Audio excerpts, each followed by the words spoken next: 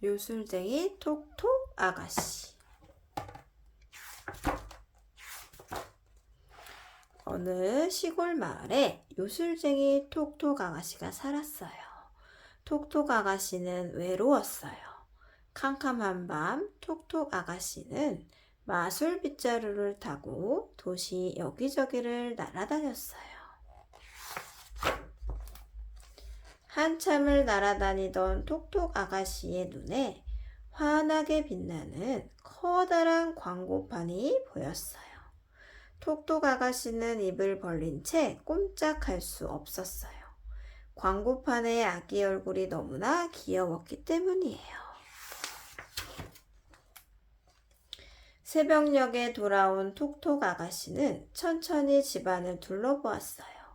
뒤죽박죽 엉망인 집안에는 침을 뱉는 고양이와 두꺼비, 드르렁드르렁 코를 고는 늙은 부엉이 뿐이었죠.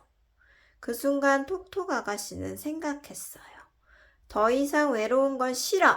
아기가 있으면 훨씬 행복한 집이 될 거야. 톡톡 아가씨는 빗자루를 던져두고 농장 쪽으로 씩씩하게 걸어갔어요. 요술쟁이 톡톡 아가씨는 열심히 일하고 있는 농부를 보았어요. 농부의 집에는 분명히 전화도 있을 것 같았지요. 전화기를 빌려달라고요? 그러세요. 농부는 토끼에게 먹이를 주러 가기 전에 전화를 어떻게 사용하는지 친절히 설명해 주었답니다. 톡톡 아가씨는 광고판에서 봤던 번호로 전화를 걸었어요. 안녕하세요. 아기용품점입니다. 무엇을 도와드릴까요? 저 주문 좀 하려고요. 광고에 나온 아기는 얼마죠?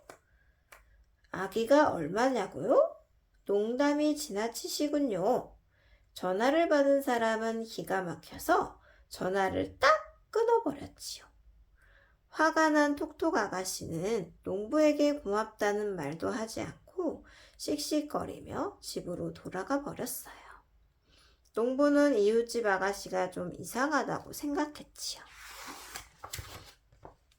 톡톡 아가씨는 용을 물리치는 묘약을 만들 수 있어요. 개구리가 비를 부르게 만드는 방법도 알아요. 몸을 작게 만드는 가루약도 만들 줄 알아요. 그런데 어떤 마법책에도 아기를 만드는 방법은 나와 있지 않았어요. 문득 옛날 이야기가 떠올랐어요. 아기는 양배추밭이나 장미꽃 속에서 데려오는 것이랍니다. 톡톡 아가씨는 당장 양배추밭으로 달려갔어요. 양배추밭을 구경하고 싶다고요? 네, 얼마든지 보세요. 농부는 어리둥절한 표정으로 허락했어요. 다음 날 톡톡 아가씨는 농부의 정원으로 가서 장미꽃들을 하나씩 살펴보았어요. 혹시 이웃집 아가씨가 날 좋아하는 걸까? 사랑에 빠지면 종종 이상한 행동을 하잖아. 생각에 잠긴 농부는 그만 토끼에게 물을 주고 말았어요. 장미꽃을 샅샅이 뒤져봤지만 톡톡 아가씨는 아무것도 찾지 못한 채 실망해서 집으로 돌아왔어요. 정말 옛날 이야기는 믿을 게 못돼. 차라리 나 자신을 믿어야지. 화가 난 톡톡 아가씨는 직접 아기를 구하기로 마음먹었어요. 해가 뜰 무렵 톡톡 아가씨는 다시 도시로 날아갔어요. 그리고 먹이를 찾는 독수리처럼 빙글빙글 날아다녔지요. 마침내 공원에서 아기를 발견했어요. 통통하고 발그레한 뺨이 무척 귀여운 아기였어요. 톡톡 아가씨는 정신없이 아기 쪽으로 날아가서 아기를 얼른 안고는 재빨리 다시 날아갔어요. 어찌나 빨랐는지 아기는 엄마가 지르는 비명소리도 듣지 못한 채 새근새근 잠에 빠져 있었지요. 요술쟁이 톡톡 아가씨 집에서는 난리가 났어요. 고양이, 두꺼비, 부엉이까지 모두들 아기를 쳐다보느라 야단이었지요.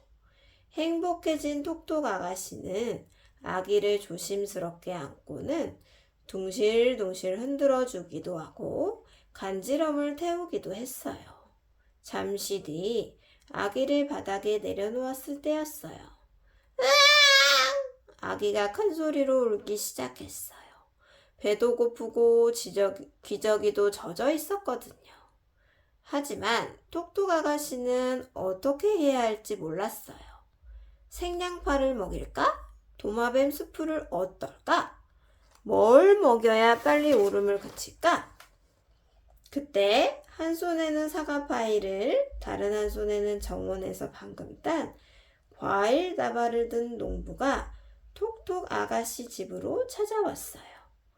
막 문을 두드리려는 순간 집안에서 아기 우는 소리가 들렸지요. 농부는 창문 안을 살짝 들여다보았어요.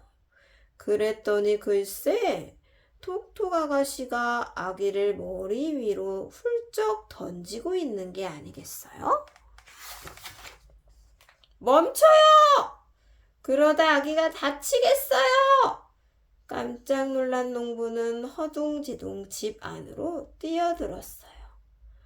아니에요. 우는 아기를 달래고 있었어요. 농부는 얼른 아기를 받아 안았어요. 아기는 아주 약해요. 송아지보다 훨씬 더 약하단 말이에요. 농부가 아기를 살살 어루며 말했어요. 농부는 아기에 대해 아주 잘 알고 있는 것 같았지요.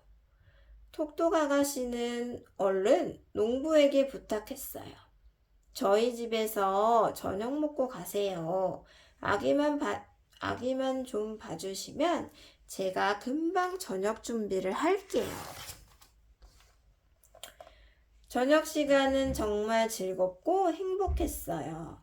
톡톡 아가씨가 야채 수프를 보글보글 끓이는 동안 아기는 따뜻한 불 옆에서 조용히 자고 있었어요. 아기 아빠는 누군가요? 저녁을 먹으며 농부가 조심스럽게 물었어요. 잘 몰라요. 공원에서 훔쳐온 아기거든요. 톡톡 아가씨는 웃음을 터뜨리며 자기도 모르게 사실을 말하고 말았어요. 뭐라고요? 농부는 너무 놀라 소리를 버럭 질렀어요. 당장 아기를 돌려줘야 해요. 농부의 고함 소리에 놀란 아기가 깨어나 울기 시작했어요. 졸고 있던 고양이도 야옹야옹 울어대고 불안한 부엉이는 두꺼비를 꼴꺽 삼켜버렸지요. 그게 그렇게 큰일인가요? 그럼 당신이 아기를 돌려주세요. 톡톡 아가씨는 얼굴을 잔뜩 찡그린 채 쏘아 붙였어요.